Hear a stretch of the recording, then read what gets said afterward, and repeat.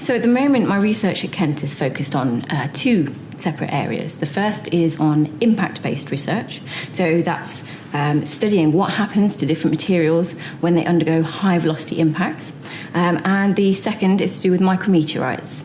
Those are the small, dusty particles that come from space and arrive at the Earth's surface.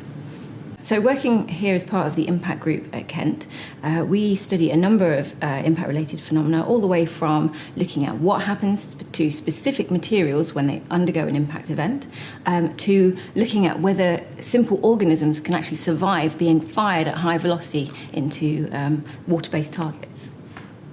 And my micrometeorite-based research is focused at the moment on looking at new ways of collecting micrometeorites here on the Earth.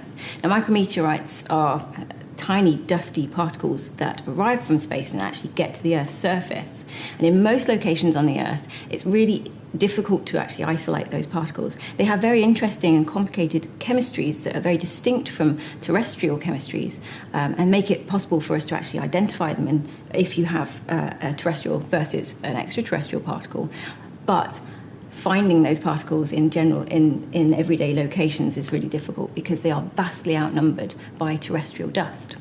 So one of the projects that I'm working on at the moment is going to rather interesting locations like the Antarctic or the Marshall Islands in the middle of the Pacific, and seeing whether in those locations we can filter the air and pick out particles that are actually from space.